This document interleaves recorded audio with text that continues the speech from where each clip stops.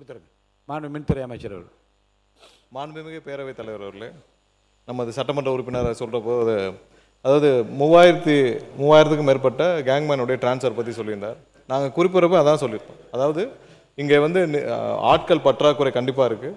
பற்றாக்குறை காரணமாக ஒரு சில இடங்களில் அவர்களுக்கு தேவையான பேக்கப் ஆள் இல்லை, அதனால் டிரான்ஸ்ஃபர் பண்ண முடியல. ஏன்னா கடந்த ஆண்டுகளில் 343 பேர் தான் நம்ம எடுக்கப்பட்டிருந்தோம். ஸோ அது ஒரு முக்கியமான விஷயம். அடுத்ததாக ஏதோ செய்தியாளர் சந்திப்பின் போது ஏதோ தடித்த வார்த்தைகளால் ஏதோ முறைகேடுகள் அப்படிலாம் சொன்ன மாதிரி சொன்னார். நாங்கள் எதுவும் சும்மா பொதுவாக யாரும் எதுவும் சொல்லலை.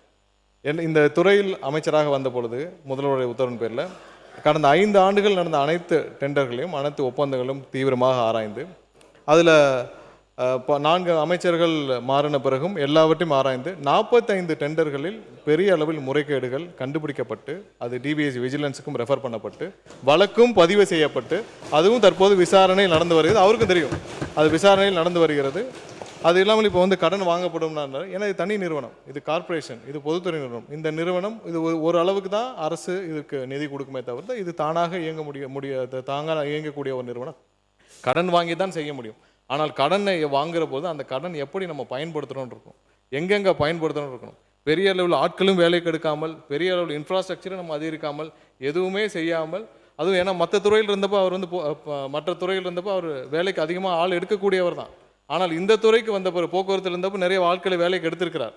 அதெல்லாம் எடுத்தது போனவரில் நல்ல சிறப்பாக வேலைக்கு ஆட்களை எடுக்கக்கூடியவர் தான் அந்த முன்னாடி நம்மளுடைய சட்டமன்ற உறுப்பினர். ஆனால் இந்த துறையில் மட்டும் வேலைக்கு ஆட்கள் எடுக்கவில்லை. ஏன்னா அவருக்கு இது போக நிறைய மற்ற விஷயங்கள் மற்ற வேலைகள் நிறைய இருந்திருக்குது. அதனால் கண்டிப்பாக இது கடனை வைத்து தான் சமாளிக்க முடியும். அதை எப்படி பயன்படுத்தணும் இருக்கு. கண்டிப்பாக ஒவ்வொரு ரூபாயும் மக்கள் பயன்பாட்டுக்கு இந்த வாரியத்திற்கு சரியாக பயன்படுத்தப்படும் என்பதை தெரிவித்துக் கொண்டு என்னுடைய பதில் உரையில் எல்லாவற்றையும் விரிவாக விளக்கம். மாண்புமிகு எதிர்க்கட்சி தலைவர் உட்காருங்க. சொல்லுங்க. மாண்புமிகு அமைச்சர் மின்துறை அமைச்சர் பேசிக்கிட்ட பொழுது 5 வருஷத்தில் 4 அமைச்சர் நாங்கள் இப்போ பார்க்குறோம். இப்போ தாவேக அரசு எத்தனை அமைச்சர்கள் மாற்றுறீங்களா, இல்லை எல்லா அமைச்சர்களும் அப்படியே இருப்பாங்களா, எந்த மாற்றமும் இருக்காதாங்கிறத மக்கள் பொறுத்திருந்து பார்ப்பாங்க. அது முதலமைச்சருடைய சிறப்பு. இது யார் அமைச்சராக இருக்க வேண்டும், எந்த துறைக்கு யார் அமைச்சராக இருக்க வேண்டும், முதலமைச்சருடைய தனிப்பட்ட விருப்பம். அது ஆகையால் ஒரு துறையில் வந்து அதாவது சொல்லுகின்ற பொழுது கருத்துக்கள் வந்து அது போக்குவரத்து துறையில் அதிக ஆட்கள் எடுத்தாங்க, இதில் ஒரு சரியான ஒரு சட்டமன்றத்தினுடைய நிகழ்வாக தெரியல. அது நாங்களும் சொல்ல முடியும். நீங்க வந்து இது வரைக்கும் எஸ்சி கூட்டமே நடத்தல, மின் விநியோகத்தில் மின்சார விநியோகத்தை செய்வதற்கான கூட்டமே நீங்க நடத்தல, அப்புறம் எப்படி சீரான மின் விநியோகம் செய்ய முடியும்? அதனாலதான் தமிழ்நாடு முழுக்க மின்வெட்டு ஏற்படுது. லேசா மழை பெஞ்சா சென்னையில் 2 நாளா மழை இல்ல, கரண்ட் இல்ல. இது யதார்த்த சொல்றேன். நாங்க என்ன சொன்னோம்னா 4 அமைச்சர்கள் இந்த துறைக்கு மாற்றப்பட்டிருக்கு. 4 முறை அமைச்சரவை மாற்றம் நடந்திருக்கு. 4 முறை மாற்றப்பட்டு இந்த துறையில் என்னென்ன நடந்திருக்குன்னு நம்ம சொல்றோம். அதெல்லாம் ஒன்றும் தப்பு இல்லை. அவர் ஏற்கனவே வந்து வேலைக்கு ஆள் எப்படி எடுத்தான்றதில் வேலைக்கு ஆள் எடுப்பதில் வல்லுனர். அது வல்லுனர்னு ஊருக்கே தெரியும். அது எடுத்தவரை இங்கேயே எடுக்கலன்னு தான் கேட்குறோம். எடுத்திருந்தா நல்லபடியாக இருந்திருக்கும், இப்போ நடந்திருக்கும். அடுத்ததுக்கு போகலாம். நன்றி. மாண்புமிகு எதிர்க்கட்சி தலைவர் உட்காருங்க. பேரவைத் தலைவர் அவர்களே, ஒரு முக்கியமான விஷயத்தை இங்கே பதிய வைக்க விரும்புகின்றேன் உங்கள் மூலமாக.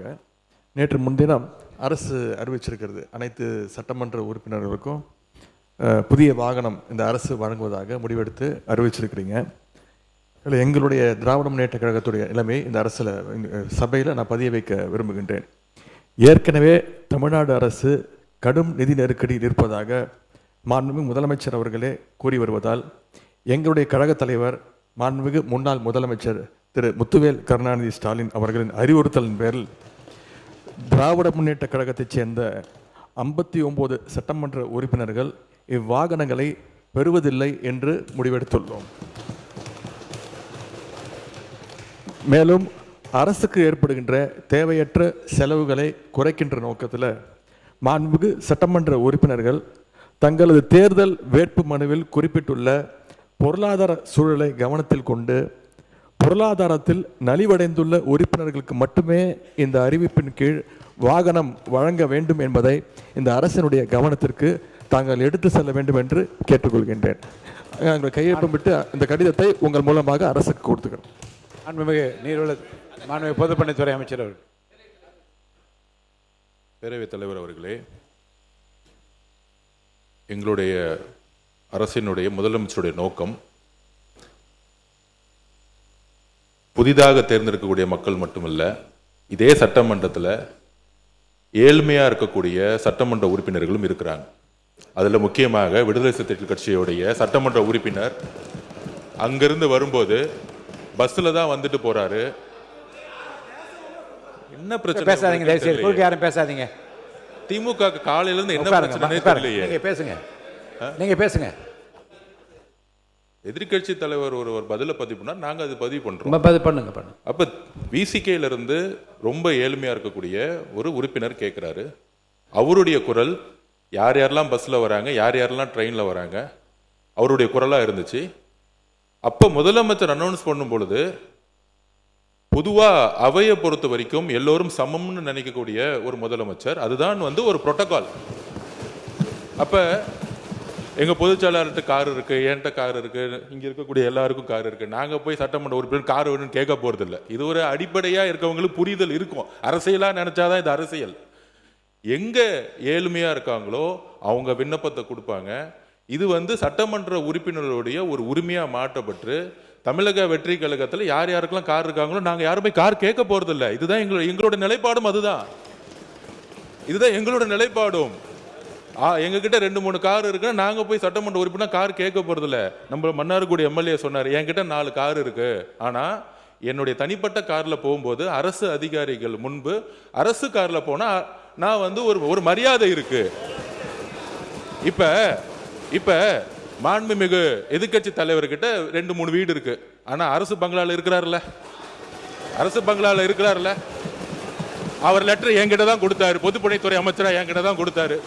எனக்கு அரசு துறையுடைய பங்களா வேணும்னு கொடுத்தாரு. உடனே நம்ம கேட்க முடியுமா? மாண்புமிகு எதிர்கட்சி தலைவருக்கு 2-3 பங்களா இருக்கு, அதனால அரசு துறை பங்களா கொடுக்க மாட்டோம்னு சொல்ல முடியுமா? எங்களுடைய முதலமைச்சர் சொன்னாரு, அவர் கோரிக்கை கொடுத்தாரு, உடனடியா கொடுத்துருவோம்னு சொன்னோம்.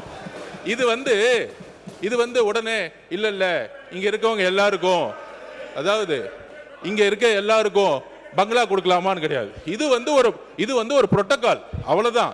இந்த புரோட்டோகால்ல அமைச்சர்களுக்கு கார் கொடுக்கப்படுது, வீடு கொடுக்கப்படுது, 4 உதவியாளர் கொடுக்கப்படுறாங்க. அப்ப சட்டமன்ற உதவியாளர் கிடையாது, சட்டமன்ற வீடு கிடையாது. சட்டமன்ற உறுப்பினர்களுக்கு நீங்க உங்களுடைய தேர்தல் பத்திரத்துல கார் இல்லைன்னு சொல்லலாம், வீடு இல்லைன்னு சொல்லலாம், 10,000 ரூபாய் பணம் இருக்குன்னு சொல்லலாம். ஆனா எங்க கிட்ட பல்வேறு சட்டமன்ற உறுப்பினர்கிட்ட எங்க கட்சியில சொந்த வீடு இல்லாதவங்க இருக்காங்க, கார் இல்லாம இருக்காங்க. அது மாதிரி மற்ற கட்சிகளையும், தாவேகா மட்டும் இல்ல, எல்லா கட்சியும் கம்யூனிஸ்ட் தோழர்கள் அங்கிருந்து வராங்க. அண்ணன் மாரிமுத்து அண்ணன் கிட்ட கார் கிடையாது. இதுதான் கம்யூனிஸ்ட் தோழர்களுடைய நிலைப்பாடு.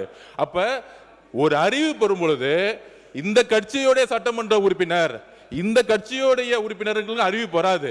முதலமைச்சர் பொதுவா எல்லோருக்கும் ஒரு அறிவிப்பை கொடுக்கிறாரு. அதுல தமிழக வெற்றி கழகத்தோட நிலைப்பாடு, ஏற்கனவே கார் இருக்கவங்க அப்ளை பண்ண மாட்டாங்க, இதுதான் நிலைப்பாடு. இது எல்லா கட்சியோட நிலைப்பாடு அப்படிதான். ஆனா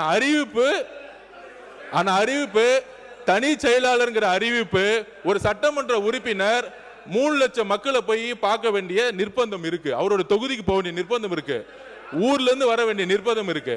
அதனால இது ஒரு உரிமையா பண்ணிருக்கார தவிர இதுல ஆடம்பரம், காருங்கிறது ஆடம்பரம் கிடையாது, மக்களை சந்திக்கக்கூடிய ஒரு தேவை. ஊழல் இல்லாத சட்டமன்ற உறுப்பினர்களுக்கு கார் இன்னைக்கு தேவை, மக்களை பார்க்க போனோம், அதுதான் நாங்க பதிவு பண்றோம்.